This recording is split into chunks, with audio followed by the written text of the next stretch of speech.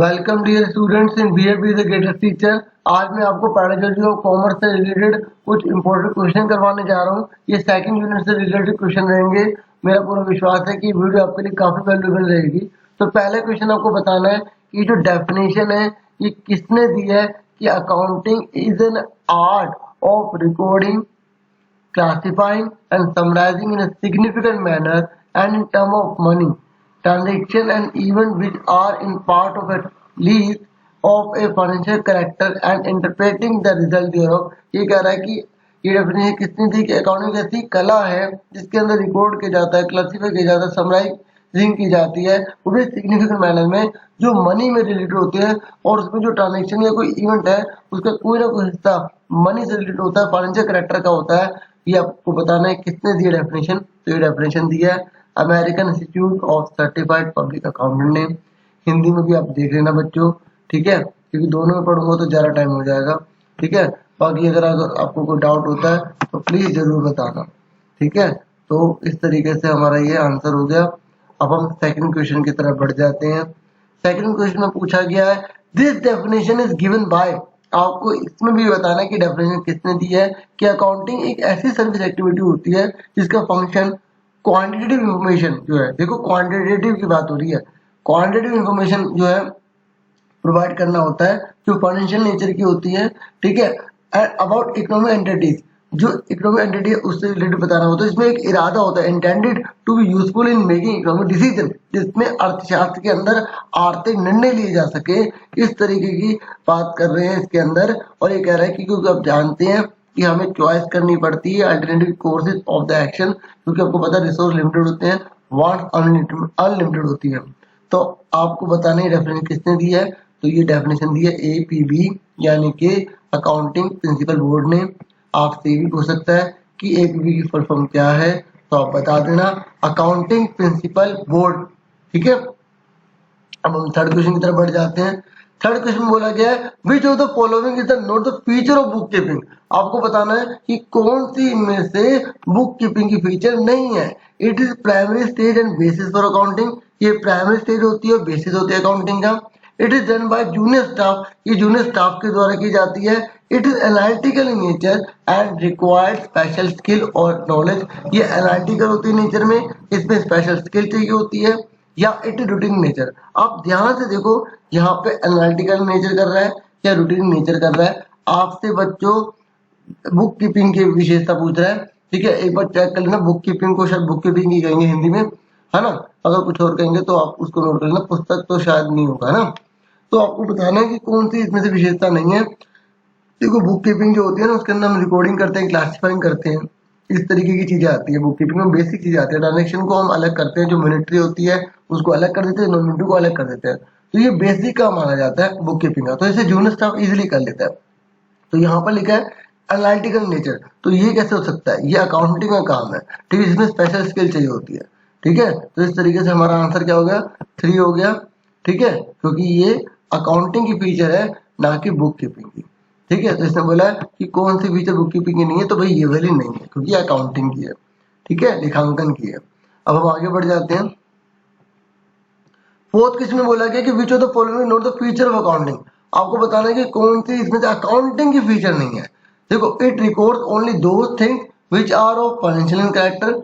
ये कह रहा है कि इसमें केवल उन्हीं ट्रांजेक्शन को रिकॉर्ड किया जाता है जो फाइनेंशियल कैरेक्टर की होती है, फाइनेंशियल नेचर की होती है। ये तो बिल्कुल सच बात है, ये तो अकाउंटिंग की फीचर है।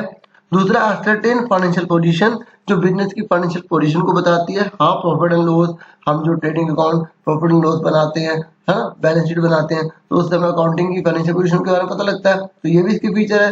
फिर तीसरा also describe non financial event. ये कह रहा है ये नॉन फाइनेंशियल इवेंट को भी डिस्क्राइब करती है, नहीं ये गलत है। फैसिलिटेट मैनेजमेंट के लिए काम आती है, ये भी इसकी विशेषता है। लेकिन जो है ये कह रहे हैं नॉन फाइनेंशियल कैरेक्टर ये नहीं होता, तो इसका मतलब हमारा आंसर थर्ड हो जाएगा। अब हम आगे बढ़ जाते हैं। तो फिफ्थ क्वेश्चन में बोला गया which of the following not the limitation of accounting. आपको बताना है कि इनमें से कौन से अकाउंटिंग की लिमिटेशन नहीं होती। पहला it is historical in nature, historical होती है नेचर में। It record only those transaction which are express in money, ये केवल उन्हीं ट्रांजेक्शन को रिकॉर्ड करती है जिसे हम मनी में रिप्रेजेंट कर सकते हैं। तीसरा it may be affected by the window dressing, ये विंडो ड्रेसिंग से अफेक्टेड हो सकती है। चौथा it has to a certain income tax and GST. देखो ये कह रहा है कौन सी लिमिटेशन नहीं है, कौन सी अकाउंटिंग कमी नहीं है। देखो हिस्टोरिकल नेचर, अकाउंटिंग में तो सारी चीजें हिस्टोरिकल में लिखी जाती है, जिस चीज पर हम खरीद रहे हैं उसी को रिपोर्ट करेंगे, ठीक है। और ऐसे ही एक बात और सुन लो, विंडो ड्रेसिंग पे भी क्वेश्चन आ जाता है। तो विंडो ड्रेसिंग का मतलब होता है कि जैसे घाव है उस पर हमने पट्टी लगा दी तो घाव को छिपा दिया। ऐसी किसी बिजनेस की पोजीशन बहुत बेकार हो रही है तो उसको क्या कर देता है, छिपा के अच्छा दिखाता है। जैसे एग्जांपल, अगर वो लॉस में माइनस में है तो वो अपने बिजनेस को प्रॉफिट दिखा रहा है और दूसरे लोगों को अपने ओर अट्रैक्ट करने की कोशिश कर रहा है। तो ऐसी सिचुएशन विंडो ड्रेसिंग कहलाती है। अकाउंटिंग की कमी होती है क्योंकि उसमें कई बार फॉल्स रिप्रेजेंटेशन कर दिया जाता है, फॉल्स रिप्रेजेंटेशन मतलब झूठा दिखावा कर दिया जाता है, ठीक है। तो ये इसकी कमी है, ठीक है। और अकाउंटिंग की ये भी कमी है कि इसमें केवल मनी से रिलेटेड लिया जाता है, नॉन मॉनेटरी को रिकॉर्ड नहीं किया जाता, ठीक है। तो इसके हिसाब से कौन सी कमी नहीं है, यानी कि कौन सा फायदा है, तो ये फायदा है कि इससे हम टैक्स निकाल सकते हैं, जीएसटी का पता लगा सकते हैं अकाउंटिंग से, ठीक है। तो हम आगे बढ़ जाते हैं। सिक्स क्वेश्चन हमारे सामने है। सिक्स क्वेश्चन में बोला कि which of the following is internal user. आपको बताना है कि इनमें से कौन सा इंटरनल यूजर है। तो मैं आपको बता दूं कि दो प्रकार के यूजर होते हैं, एक इंटरनल, दूसरा एक्सटर्नल। इंटरनल जो बिजनेस के अंदर काम कर रहे होते हैं और जो एक्सटर्नल होते हैं जो बिजनेस के बाहर से होते हैं। तो इंटरनल के अंदर जो है वो मैनेजमेंट आता है, ओनर आता है और एम्प्लॉयज आता है। तो आपसे पूछ रहे कि इंटरनल में कौन है, तो मैनेजमेंट यहाँ लिखा हुआ है, ठीक है। तो ये आंसर आ जाएगा। देखो टैक्स अथॉरिटी जो है वो बाहर से होगी, अगर बिजनेस की हो जाएंगी तो हम तो कुछ भी घपलाबाजी कर पाएंगे, कर सकते हैं ना। इसलिए टैक्स अथॉरिटी बाहर से होते हैं। लैंड मतलब जो हमें उधार देते हैं, कैरेक्टर भी हमें उधार देते हैं, लेकिन ये जब हम माल उधार खरीदते हैं ना तब होता है ये, ठीक है। यहाँ पे सिर्फ कैश जब हमें देते हैं ना किसी उधार, तो यहाँ पे लैंडर का तब यूज किया जाता है, ठीक है। आगे देख लेते हैं। सेवन ने बोला कि which of the following external user. आपको बताना कौन सा इसमें बाहरी उपयोग करता होता है। तो इसमें मैं ज्यादा टाइम नहीं लूंगा, आपको पता है मैंने बता दिया। लैंडर, ओनर जो मैनेजमेंट होते हैं, ठीक है, सॉरी ओनर, मैनेजमेंट और जो एम्प्लॉय होते हैं ये तीनों इंटरनल होते हैं। लैंडर जो होता है वो एक्सटर्नल होता है, ठीक है। ये ऑलरेडी हम डिस्कस कर चुके हैं। आगे बढ़ जाते हैं फटाफट एट क्वेश्चन की तरफ। तो एट क्वेश्चन पे आ जाते हैं। तो एट क्वेश्चन में बोला कि विच of following is not the qualitative feature of accounting. देखो इसने बोला कि इनमें से कौन सी अकाउंटिंग की क्वालिटेटिव फीचर नहीं है। देखो अकाउंटिंग की जो चार क्वालिटेटिव फीचर होती है। पहला रिलायबिलिटी, अकाउंटिंग जो है वो रिलायबल होनी चाहिए, विश्वसनीय होनी चाहिए। दूसरा रेलिवेंस, रेलिवेंस का मतलब होता है कि जो इन्फॉर्मेशन जिसको चाहिए वैसे रिलेटेड इन्फॉर्मेशन प्रोवाइड करो, तो ये भी बिल्कुल ठीक है, ये क्वालिटेटिव है। तीसरी होती है अंडरस्टैंडेबिलिटी, मतलब समझ में आने लायक। और चौथी जो होती है ना बच्चों, कंपेरेबिलिटी होती है, ठीक है। लेकिन यहाँ पर लिख दिया प्रॉफिटेबिलिटी, इसका मतलब ये नहीं होगी, ठीक है। तुलनात्मकता होती है चौथी, ठीक है। चार होती है क्वालिटेटिव फीचर, ये याद रखना, ठीक है। कुछ और करके भी पूछ सकता है, ठीक है। नाइन्थ क्वेश्चन में पूछा गया है the money which is invested bye owner of the firm. ये कह रहा है जो पैसा मालिक ने लगाया है उसको क्या कहते हैं, ये सबको पता है, उसे कैपिटल कहते हैं, ठीक है। और जो पैसा बिजनेस से मालिक लेके जाता है उसे ड्राइंग कहते हैं, ठीक है। और लायबिलिटी, जब हम लायबिलिटी दो प्रकार की होती है आपको पता होगा। एक होती है इंटरनल लायबिलिटी, उसे कैपिटल ही कहा जाता है। एक्सटर्नल लायबिलिटी हम बाहर से लेते हैं, लोन हो गया, डिवेंचर्स हो गए, है ना। एसेट भी आपको पता है जिससे हमारी बिजनेस की वर्थ बढ़ती है, ठीक है। और ये बहुत प्रकार की होती है, ठीक है। जैसे current asset, non current asset ऐसे डिवाइड कर सकते हैं, tangible asset, non tangible asset, इस तरीके से, है ना। तो ये आपको अच्छे से पता ही होगा। अब हम आगे बढ़ जाते हैं। अगले क्वेश्चन हमारे सामने हमसे पूछा गया है कि विच of following note the example of intangible asset. आपको बताना है कौन सी इनटेंजिबल एसेट इसमें से नहीं है।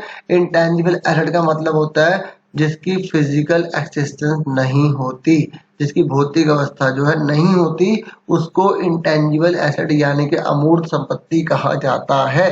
तो गुडविल, पेटेंट और ट्रेडमार्क जो होते हैं वो इंटेंजिबल होते हैं। एडवर्टाइजमेंट सस्पेंस जो होता है वो डेफर्ड रेवेन्यू एक्सपेंडिचर में आता है, तो वो नहीं माना जाता, ठीक है। आगे बढ़ जाते हैं 11th क्वेश्चन में। ये कह रहा है which of following assumption says. ये कह रहा है इनमें से कौन सी फॉलोइंग अजम्पशन होती है जो कहती है इन अ फर्म अ मेथड और accounting practice should be applied year after year.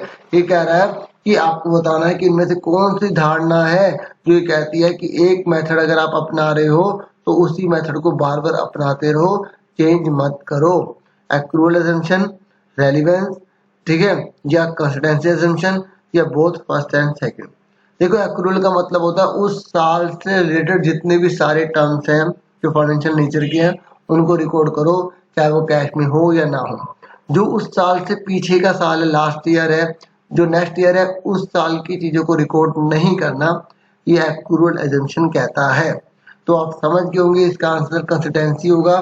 Consistency का मतलब यही होता है कि आप अगर कोई एक मेथड अपना रहे हो तो उसको कंसिस्टेंस रखो, उसको बार बार अपनाते रहो। ठीक है, हिंदी में ये सही नहीं बन पाया था मुझसे, तो आप एक बार अपनी बुक से या डिक्शनरी से देख लेना इनके एग्जैक्ट मतलब। ठीक है, तो बाकी समझ में आपको आ ही गया होगा। ठीक है, कंसिस्टेंसी का मतलब होता है कि एक विधि जो आप अपना रहे हो वो बार बार अपनाते हो, चेंज मत करो। ठीक है, 12वें क्वेश्चन में हम आ जाते हैं। तो 12वें क्वेश्चन में बोला गया what is the feature of cash based accounting. आपको बताना है कि जो कैश बेस्ड अकाउंटिंग होती है उसकी फीचर क्या है। देखो मैं आपको बता दूं कि अकाउंटिंग के दो बेसिस होते हैं, एक होता है कैश बेसिस और दूसरा होता है cash basis, sorry cash basis नहीं, पहला होता है एक्रूअल बेसिस और दूसरा होता है कैश बेसिस। तो एक्रूअल बेसिस में आपको ऑलरेडी बता चुका हूँ। ठीक है, हमने एसेंशन भी पढ़ी थी। कैश बेसिस का मतलब होता है सिर्फ कैश से रिलेटेड चीजों को लिया जाएगा, चाहे वो नेक्स्ट ईयर हो या लास्ट ईयर, उसको भी रिकॉर्ड किया जाएगा। ठीक है, तो आपसे पूछ रहा है कि इनमें से कौन सी फीचर है। पहला, it records only cash related item, ये केवल कैश रिलेटेड आइटम्स को रिकॉर्ड करती है। दूसरा, कैश बुक और रिसीप्ट और पेमेंट अकाउंट इसी की तरह होते हैं। तीसरा, it record both revenue and capital nature, ये दोनों ही रिवेन्यू और कैपिटल नेचर की जो चीजें होती है उसको रिकॉर्ड करती है। आपको पता होगा कैपिटल नेचर की वो चीजें होती हैं जैसे बिल्डिंग हो गई, मशीन हो गई, स्टॉक, बिल्डिंग हो गई, मशीन हो गई, फर्नीचर हो गई, ये ठीक है, जो हमें एक बार हम लगाते हैं और बार बार हम उसको नहीं लेते हैं या खरीदते हैं, बेचते हैं, है ना। और रेवेन्यू का मतलब जो बार बार होते हैं, जैसे सैलरी हो गई, कमीशन हो गई, ऑक्टर हो गया, वेजेस हो गए, ठीक है, जो हमें बार बार में करने पड़ते हैं या बार बार हमें इनकम मिलती रहती है, जैसे इंटरेस्ट रिसीव्ड हो गया, कमीशन रिसीव्ड हो गई। ठीक है, तो ये जो हम बात कर रहे हैं ना कैश बेसिस की, ये सारी की सारी इसकी फीचर है, तो इसका फोर्थ आंसर हो जाएगा। ठीक है, अब हम आगे बढ़ जाते हैं। अब हम 13 क्वेश्चन पर आ गए हैं। हमें बताया गया कि क्लोजिंग स्टॉक जो है वो 10,000 का है और मार्केट वैल्यू जो है उसकी 12,000 है।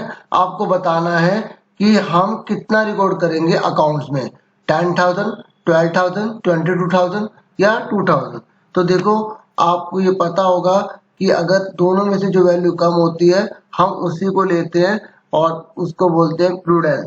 ठीक है, तो आगे वाले जब हम क्वेश्चन करेंगे तो आपको उसमें समझ में आ जाएगा। ठीक है, तो इस हिसाब से हमारा आंसर क्या आ जाएगा, 10,000 आ जाएगा। अब मैं अगले क्वेश्चन से आपको अच्छे से क्लियर कर देता हूँ। देखो यहाँ पे लिखा है क्लोजिंग स्टॉक जो 10,000 है, मार्केट वैल्यू जो 12,000 है और हम 10,000 को रिकॉर्ड कर रहे हैं। तो ये कौन सा प्रिंसिपल ऐसा कहता है कि हम ऐसा करना चाहिए, तो वो है कौन सा, कंजर्वेशन या प्रूडेंस, दोनों एक ही बात होती है। आप हिंदी वाले एग्जैक्ट जो वर्ड है वो जरूर देख लेना। ठीक है, तो इसका आंसर जो है वो थर्ड हो जाएगा। ठीक है, क्योंकि दोनों एक ही नाम है, इस बात को ध्यान रखना। क्वेश्चन इस तरीके से डिजाइन करे हैं ताकि एक के साथ एक रहेगा तो माइंड में अच्छे से बैठेगा। ऐसी मेरी पूरी कोशिश रहेगी कि आपके लिए काफी वीडियो है वैल्यूएबल रहे। तो अगला क्वेश्चन है which basis of accounting are not recognised under the Companies Act. आपको बताना है कि कौन सा जो है कंपनी एक्ट के अंदर जो है वो रिकॉग्नाइज नहीं होता है। तो देखो इसका आंसर जो है वो एक्रूअल बेसिस अकाउंटिंग होगा या कैश बेसिस अकाउंटिंग होगा या बोथ। तो देखो मैं आपको बता दूं कि कंपनी एक्ट के अंदर जो है वो कैश बेस्ड अकाउंटिंग को फॉलो नहीं किया जाता, क्योंकि ये जो क्रेडिट में आइटम्स होते हैं जो मॉनेटरी नेचर के होते हैं उसको भी रिकॉर्ड नहीं करती है, जिससे कि बिजनेस की फाइनेंशियल पोजीशन हमें सही से पता नहीं लग पाती है। ठीक है, तो 16 क्वेश्चन पे आ जाइए। इसने बोला international accounting standard committee ISC ये कब बनी थी, तो ये बनी थी 1973 में। ठीक है, इस बात को ध्यान में रखना क्योंकि इसमें अब सारे पढ़ने की जरूरत नहीं है। ठीक है, सारे पढ़ेंगे तो उसमें टाइम ही चला जाएगा। ठीक है, तो इस तरीके से आगे बढ़ जाते हैं क्योंकि कुछ चीजें में रटी हुई होनी चाहिए। अगला बोल रहा है 17 क्वेश्चन है। ठीक है, 16 हम कर चुके हैं। 17 क्वेश्चन बोल रहा है कि what is the full form of ASB। आपको बताना है कि ASB की फुल फॉर्म क्या होती है। तो इसमें भी हम ज्यादा टाइम नहीं लगाते, इसकी फुल फॉर्म होती है अकाउंटिंग स्टैंडर्ड बोर्ड। ठीक है, हिंदी मीडियम वाले भी इंग्लिश में ही लर्न कर लेना। ठीक है, बाकी हिंदी में भी लिख रखा है। आगे बढ़ जाते हैं बच्चों। 18 क्वेश्चन में दे रखा है कि IFRS की फुल फॉर्म क्या है। तो मैंने इसमें केवल दो ही ऑप्शन लिखे हैं क्योंकि मैंने आपको नॉलेज प्रोवाइड करनी थी। इंपोर्टेंट फुल फॉर्म्स है, ये काफी वैल्यूएबल रहेगी आपके लिए। ठीक है, और एक बार हो सके तो ये कब कब बने थे ना IFRS वगैरह, ये भी गूगल पे या जहां पर भी आप सर्च करना चाहो वो अच्छे से कॉपी में नोट कर लेना। ठीक है, मैंने कहा इसी में वीडियो में आपको आइडिया बता दूंगा। ठीक है, जो ये चीजें, क्योंकि एक एक क्वेश्चन ऐसे लिखूंगा तो बहुत बड़ा हो जाएंगे। ठीक है, और फिर मेन जो है चीजें छूट जाएंगी। ठीक है, इसलिए नेक्स्ट है आपको बताना है कि जो फाइनेंशियल स्टेटमेंट है ना, तो फाइनेंशियल स्टेटमेंट जो फाइनेंशियल पोजीशन से रिलेटेड कौन कौन से आइटम्स आते हैं। अगर आपको बैलेंस शीट के बारे में नॉलेज हो तो आप बिल्कुल सही कह रहे हैं कि इसमें तीनों के तीनों आ जाएंगे। ठीक है, क्योंकि इसमें भी ज्यादा टाइम नहीं लगाऊंगा मैं। एसेट्स आपको पता ही है, लायबिलिटीज और इक्विटी, ऑल ऑफ एबव, ये तीनों के तीनों फाइनेंशियल पोजीशन के नेचर के होते हैं। ठीक है, एसेट वो होती है जो हमारी वैल्यू, हमारे बिजनेस की वर्थ को बढ़ाती है। लायबिलिटी जो हम बाहर से उधार लेते हैं, या बिजनेस का जो कैपिटल होती है वो भी, क्योंकि लायबिलिटी के दो पार्ट होते हैं, इंटरनल एक्सटर्नल। ठीक है, इक्विटी जो मालिक की संपत्ति होती है वो कही जाती है कैपिटल, कह सकते हैं एक तरीके से। ठीक है, इस तरीके से तीनों के तीनों फाइनेंशियल पोजीशन के एलिमेंट माने जाते हैं। ठीक है, ये अच्छे से लर्न कर लेना। ठीक है, हालांकि आपको पता ही होगा फिर भी। उसके बाद है जीएसटी। अब हम जीएसटी से रिलेटेड क्वेश्चन करेंगे, क्योंकि जीएसटी का टॉपिक भी आपके कोर्स में है। तो जीएसटी की फुल फॉर्म पहले आपको बताने की, जीएसटी की फुल फॉर्म क्या होती है। Good and servant tax, goods and service tax, great and sucking tax, go and sit on table. बताइए कौन सी होगी। तो सिंपल सी बात है, देखो अगर आपने हल्का तो गौर न किया ना, सर्वेंट लिखा है और आपने जल्दबाजी में गुड लिखा और चलो टैक्स लिखा है, तो गड़बड़ हो जाएगी। थोड़ा सा ध्यान से देना। ठीक है, तो इस तरीके से हमारा ये आंसर हो जाएगा। अब हम नेक्स्ट की तरफ बढ़ जाते हैं। नेक्स्ट क्वेश्चन है हमारे सामने। अब हम 21 क्वेश्चन करेंगे। ठीक है, अगर अभी तक आपने लाइक नहीं किया तो लाइक जरूर कर देना। ठीक है, अगर आपको इन्फॉर्मेटिव और अच्छा लग रहा हो, और सब्सक्राइब करना बिल्कुल मत भूलिएगा। ठीक है, इस तरीके से जुड़े रहिएगा मेरे साथ। अगला है 21 कॉम्प्रिहेंसिव इनकम स्टेटमेंट में आपको बताना है कौन सा एलिमेंट होता है। तो देखो, कॉम्प्रिहेंसिव इनकम स्टेटमेंट एक तरह से प्रॉफिट एंड लॉस की बात कर रहे हैं। ठीक है, तो रिवेन्यू और एक्सपेंस दोनों ही इसके अंदर आते हैं, तो ये हमारा आंसर आ जाएगा। ठीक है, बोथ फर्स्ट एंड सेकंड, यानी कि सी आंसर इज करेक्ट हो जाएगा। अब हम 22 क्वेश्चन पे आ गए हैं। इसने बोला है जीएसटी जो है वो आपको बताना है कब एक्सटेंशन में आया था। वो एक पेज आगे पीछे हो गया था, इसलिए जीएसटी के बीच में वो क्वेश्चन आ गया था। ठीक है, तो उम्मीद कर रहा हूँ समझ रहे होंगे मैं क्या कह रहा हूँ। तो जीएसटी आपको बताना है कि कब आया इफेक्ट में।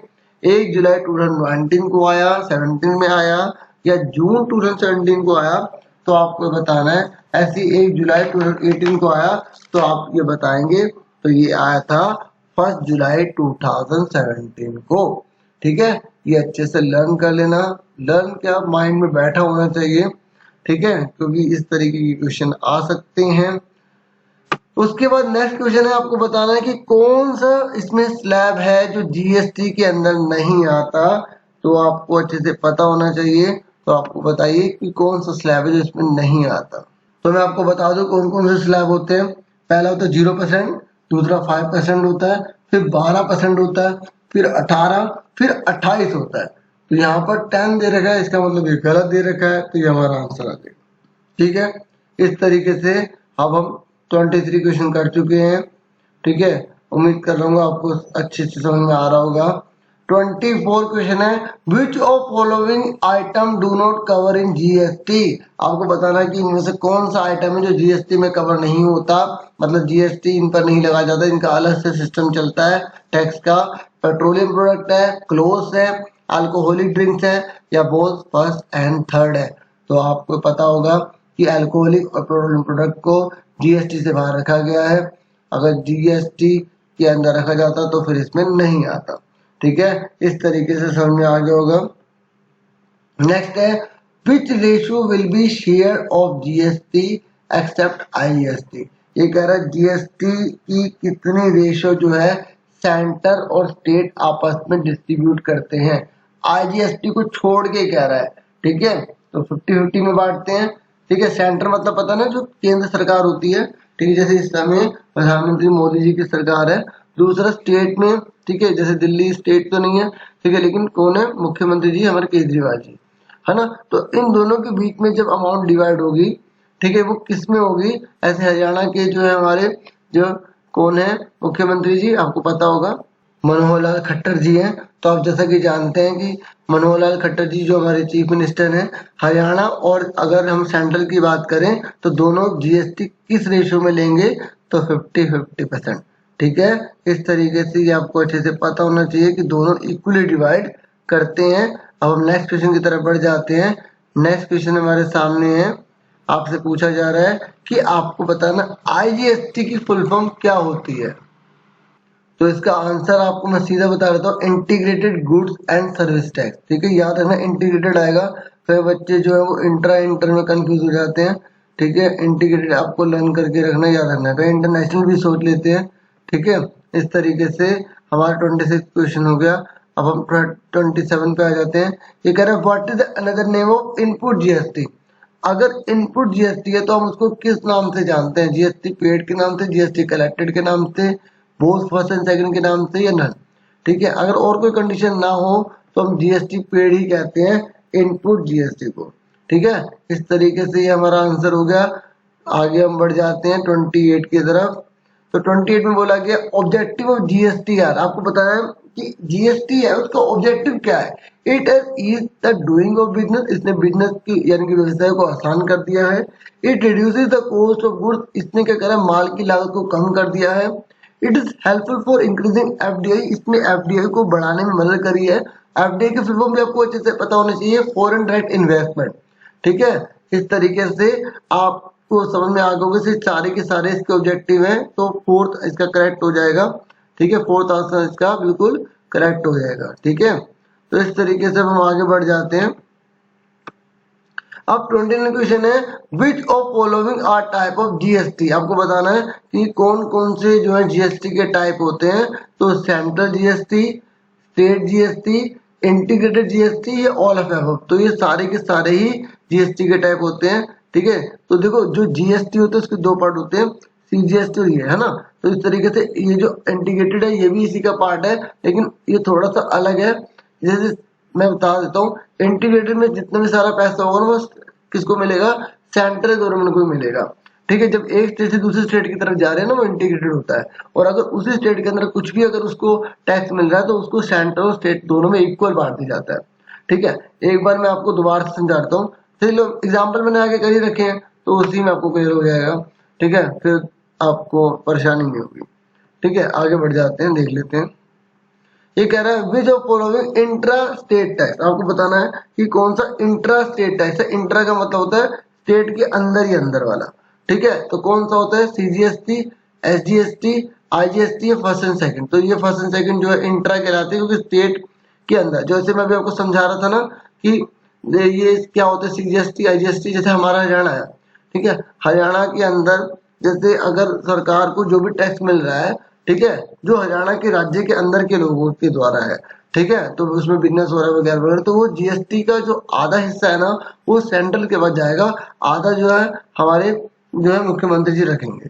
ठीक है, जो मतलब हमारा सिस्टम है उसके हिसाब से, समझ में आ रहा है? तो वो सीजीएसटी एसजीएसटी में बदल गया। अगर हमारे स्टेट से माल किसी दूसरे स्टेट में जा रहा है तो उस पर जो आईजीएसटी लग जाता है और वो सारा का सारा जो उस पर टैक्स होगा वो सेंट्रल गवर्नमेंट रख लेगी। इस बात को ध्यान में रखना। ठीक है, तो हमसे इंट्रा पूछा तो मतलब हमारे स्टेट के अंदर ही अंदर का, तो उसमें सीजीएसटी एसजीएसटी दोनों आते हैं। ठीक है, इस बात पे कंफ्यूजन मत रखना। अब हमसे नेक्स्ट क्वेश्चन पूछा गया है। नेक्स्ट क्वेश्चन हमारे सामने है, कह रहा है सपोज करो गुजरात जो डीलर है ना वो अपना गुड्स भेजता है दिल्ली को। ठीक है, अब देखो आगे ना क्वेश्चन, तो ये कह रहा है कि 18% है। ठीक है, एग्जाम्पल भी इस तरीके से बना रहे हैं ना लाइन से, ताकि आपके लिए हेल्पफुल हो। तो अगर 18% लगता है उस पर टैक्स, तो आप बताओ सेंट्रल गवर्नमेंट जो है वो कितना लेगी? 9 लेगी, 18 लेगी, 10 लेगी या 5% लेगी? मैंने अभी आपको बताया कि अगर वो दूसरे स्टेट में हम ट्रेड करते तो उस पर जो भी टैक्स लगेगा वो सेंट्रल के पास चला जाएगा। इस हिसाब से हमारा आंसर 18 आ जाएगा। ठीक है, ये छोटी छोटी बातें आपको अच्छे से ध्यान में रखनी है। ठीक है, इस बात को ध्यान रखना। नेक्स्ट है input IGST paid set of against. जैसे इनपुट आईजीएसटी अगर इकट्ठा हो जाता है तो हम उसमें से कटवाना चाहते हैं तो वो हम किसके अगेंस्ट करेंगे? देखो इनपुट है, अगर हमने वो सारा इकट्ठा किया तो जो हमारे आउटपुट है ना, जो हमारे हमने जो कलेक्ट किया हुआ है उसमें से माइनस कर देंगे। तो जो अगर हमारा इनपुट ज्यादा हुआ तो हम बैलेंस को गवर्नमेंट को पे कर देंगे, अगर आउटपुट ज्यादा हुआ तो हम वापस ले लेंगे। ठीक है, तो अगर इनपुट आईजीएसटी होता है तो हम उसको किससे पेड ऑफ करते हैं? आउटपुट आउटपुट आउटपुट इन सबके टोटल करके। ठीक है, तो ऑल ऑफ एबव आ जाएगा इसका आंसर। ठीक है, नहीं समझ आया तो एक बार दोबारा सुनोगे ना जो मैंने बोला है तो और अच्छे से क्लियर हो जाएगा। ठीक है, 33 पे आ जाते हैं। 33 में बोला गया है कि अब ऐसे बोला है कि इनपुट सीजीएसटी जो है ना वो पेड ऑफ है, तो वो किससे होगा, आउटपुट तीनों से ही होगा। ठीक है, जो हमारे पास तीनों आए तीनों को टोटल करके उससे खत्म कर देंगे। ठीक है, आगे देखते हैं 34। नेक्स्ट इसमें बोला कि which of this is not a fundamental accounting assumption. आपको बताना कि कौन सी इनमें से एजम्पशन नहीं है। गोइंग कंसर्न एजम्पशन, एक्रूवल, मेटलिटी या कंसिस्टेंसी। अब आप इसमें से बता सकते हैं कि कौन सी एक्रूवल एजम्पशन नहीं है, सॉरी फंडामेंटल अकाउंटिंग एजम्पशन नहीं है। तो इसमें हमारा आंसर आ जाएगा मेटलिटी। ठीक है, क्योंकि मेटलिटी एक प्रिंसिपल है। ठीक है, इस बात को आप ध्यान में रखना। आगे हम बढ़ जाते हैं। 35 है, ये कह रहे cost of pen is accounted as an expense and not shown as an asset in a final statement of business entity due to. ठीक है, अब आपको बताना है कि जो कॉस्ट ऑफ पेन है ना वो हम जो है, एक minute, cost of pen of accounted as an expense, ये कह रहे एक्सपेंस है। ठीक है, इसे हम एसेट में नहीं दिखा रहे हैं। हम क्यों नहीं दिखाते इसे एसेट में, हम इसको एक्सपेंस में क्यों दिखा रहे हैं? कौन सा प्रिंसिपल है, ठीक है, जो हमें इस बात के लिए कहता है कि इसको आप एक्सपेंस में दिखाओ, इसको आप जो है एसेट में मत दिखाओ? बताइए फटाफट। तो इसका आंसर है मेटलिटी। ठीक है, क्योंकि अगर कोई चीज मैटर करती है ना तो हम उसको तभी लेते हैं, ये मेटलिटी प्रिंसिपल कहता है। ठीक है, अगर वो बहुत बड़ी अमाउंट पे मैटर करती तो ही हम उसको फाइनेंशियल स्टेटमेंट के अंदर रिकॉर्ड करते हैं। पेन एक छोटी सी अमाउंट है, ये बार बार खर्चा होने वाला है, इसलिए हम इसको किस में डालते हैं, एक्सपेंस के अंदर लिया जाता है। ठीक है, प्रॉफिट एंड लॉस के अंदर से दिखाया जाएगा। ठीक है, और मैचिंग प्रिंसिपल तो आपको पता होगा कि जिस प्रकार की हमारी जो अर्निंग हो रही है, रिवेन्यू हो रही है, ठीक है, उसके पीछे हमने कौन कौन से एक्सपेंस करे हैं, तो दोनों की मैचिंग करना। मनी मेजरमेंट का मतलब होता है कि जो हम एंट्रीज कर रहे हैं, जो भी हम ट्रांजेक्शन कर रहे हैं, वो मनी में मेजर करने वाली होनी चाहिए। ठीक है, और कॉस्ट का मतलब होता है कि अगर हम कोई प्रोडक्ट वगैरह लेते हैं, तो अगर हमने जैसे बिल्डिंग खरीदी, तो हमने 20,000 की खरीदी, उसमें हमने खर्चा लगाया, तो उसको भी इंक्लूड किया जाएगा। ठीक है, कॉस्ट कंसेप्ट के अकॉर्डिंग। ठीक है, जैसे हम 20,000 की हमने कोई चीज खरीदी, उसमें हमने 2,000 रुपये से इंस्टॉलेशन चार्ज लगा दी, तो टोटल 22,000 की मानी जाएगी। इस बात को आप ध्यान में रखना कॉस्ट कंसेप्ट के अकॉर्डिंग। तो इस हिसाब से हमारा आंसर तो आप समझ गए होंगे, मेटलिटी वाला है इसमें। ठीक है, तो आगे हम बढ़ जाते हैं। तो 36 पे आ जाइए। 36 है, a person from whom money is receivable by a firm for sale of goods. तो ये आपको पता है कि अगर माल उसने बेचा और उसको हमसे पैसे लेने हैं, तो हमारा क्या कहलाएगा, हमें उससे पैसे लेने हैं, तो वो क्या कहलाएगा, डेटर कहलाएगा। ठीक है, a person from whom money is receivable by the firm for the sale of goods, हमने उसको माल बेचा था, हमें उससे पैसे लेने हैं, तो वो हमारे लिए क्या कहलाएगा बच्चों, डेटर कहलाएगा। ठीक है, तो इसको आप एक बार देख लेना कि हिंदी में क्या कहते हैं। ठीक है, शायद देता कहते हैं, ये थोड़ा सा यहाँ पे गलत हुआ है। ठीक है, तो आप एक बार चेक कर लेना प्लीज, है ना। आगे बढ़ लेते हैं। उसको 37 क्वेश्चन है, ये कह रहा है revenue is recognise when sale is made. ये कह रहा है रिवेन्यू को तभी रिकॉग्नाइज किया जाएगा जब सेल मेड की जाती है और service is rendered, then cash is received is based on. और कैश हम जब इसको रिसीव कर लेंगे तो बाद में भी हो जाएगा, पहले भी हो जाएगा। तो ये कह रहा है ये कौन से बेस पर आता है, गोइंग कंसर्न अजम्पशन पे आता है, मैचिंग प्रिंसिपल पे आता है, या मेटलिटी प्रिंसिपल पे आता है। तो देखो, जो हम खर्चा कर रहे हैं, ठीक है, वो एक, और जो हम खर्चा कर रहे हैं, जो हम कमाई कर रहे हैं, तो वो किससे रिलेटेड माना जाता है, वो मैचिंग से माना जाता है। ठीक है, तो इसमें मैचिंग इसका आंसर आ जाएगा। ठीक है, यहाँ तक समझ में आ गया। एक बार दोबारा से पढ़ देता हूँ ताकि और अच्छे से क्लियर हो जाए। ये कह रहे रिवेन्यू इज रिकॉग्नाइज, हम किसी रिवेन्यू यानी कि राजस्व, मतलब किसी प्राप्ति को तब हम मानते हैं जब सेल हो जाती है, या जो सर्विस होती है ना वो हम प्रदान कर देते हैं, और जब उसके बदले में जो हमें कैश मिलता है, ठीक है, जब उसके बदले में कैश मिलता है, तो वो कौन सी कैटेगरी की वजह से होता है, इसी हमें एजम्पशन बोलती है, गोइंग कंसर्न कहती है। ठीक है, या हमें मैटलिटी प्रिंसिपल कहता है। ठीक है, तो आपको बताना है उसका आंसर में से कौन सा होगा।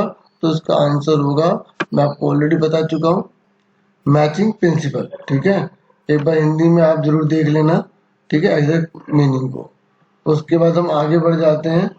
हमारा नेक्स्ट क्वेश्चन हमारे सामने, एक मिनट, 38 पर आ जाते हैं। तो 38 क्वेश्चन में कह रहा है every business transaction has to aspect. ये कह रहा है जितनी भी सारी बिजनेस ट्रांजेक्शन होती है उसके दो एस्पेक्ट होते हैं, डेबिट और दूसरा होता है क्रेडिट।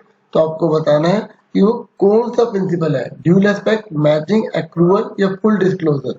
ठीक है। तो ड्यूल एस्पेक्ट होते हैं, इसके अंदर दो एस्पेक्ट होते हैं, डेबिट और दूसरा क्रेडिट होता है। ठीक है, मैचिंग वाला भी हम पढ़ चुके हैं, एक्रूअल के बारे में आपको बता चुका हूँ। फुल डिस्क्लोजर का मतलब होता है कि अगर कोई बिजनेस में हमारे कोई इंटरेस्ट लेना चाहता है, ठीक है, ये जिसको भी हमारे बिजनेस में जो इन्फॉर्मेशन चाहिए, तो हमें उसको वो सारी इन्फॉर्मेशन बतानी चाहिए जिससे उसका डिसीजन अफेक्टेड हो सके। ठीक है, मतलब हमें ऐसी बात नहीं छुपानी चाहिए जिसकी वजह से उसका डिसीजन गलत हो जाए। जैसे हमारे बिजनेस में इस साल लॉस हुआ था, हमने इन्वेस्टर को भी बताया ही नहीं, ठीक है, और उसको पिछले साल की जो है हमने बैलेंस शीट दिखा दी प्रॉफिट वाली। तो हो सकता है लॉस को देख के हमारे बिजनेस में पैसा ना लगाता और उसने हमारे पैसे लगा दिए और बाद में देखा तो हमने उसे डिसीज दिया, धोखा दिया, तो ये अकाउंटिंग प्रिंसिपल के खिलाफ माना जाएगा। ठीक है, अब हम 39 पे आ जाते हैं। 39 किसमें बोला गया है, transaction are recorded analysis and financial statement prepared from business point of view and not of the owner. ठीक है, ये कह रहा है जितनी भी सारी ट्रांजेक्शन रिकॉर्ड करते हैं, एनालाइज करते हैं, फाइनेंशियल स्टेटमेंट तैयार करते हैं, वो सारे बिजनेस के पॉइंट ऑफ व्यू करते हैं। ठीक है, लेकिन ओनर के पॉइंट ऑफ व्यू नहीं करते। तो ये कौन से एजम्पशन या प्रिंसिपल कहती है, आपको ये बताना है। तो ये है बिजनेस एंटिटी। ठीक है, कि इसका मतलब होता है कि बिजनेस और बिजनेस का मालिक दोनों अलग अलग माने जाते हैं। ठीक है, उसके बाद हम नेक्स्ट क्वेश्चन पे बढ़ जाते हैं। तो ये आज का लास्ट क्वेश्चन रहेगा, a written document which provides evidence of the transaction is called. ये कह रहा है एक ऐसा रिटन डॉक्यूमेंट जो हमें एविडेंस के रूप में काम में आता है, उसको हम क्या कहते हैं, source document, cheque, debit note या क्रेडिट नोट। तो उसको हम क्या कहते हैं बच्चों, सोर्स डॉक्यूमेंट्स कहते हैं। इस तरीके से आज के 14 क्वेश्चन कंप्लीट हुए। मुझे पूरी उम्मीद है कि आपके लिए काफी वैल्यूएबल रही होगी। आज के लिए इतना बहुत है। वीडियो को लाइक जरूर करें, शेयर भी करें अगर कर सकते हैं तो, सब्सक्राइब करना बिल्कुल मत भूलिएगा। Thank you for watching and listening carefully. Take yourself dear students.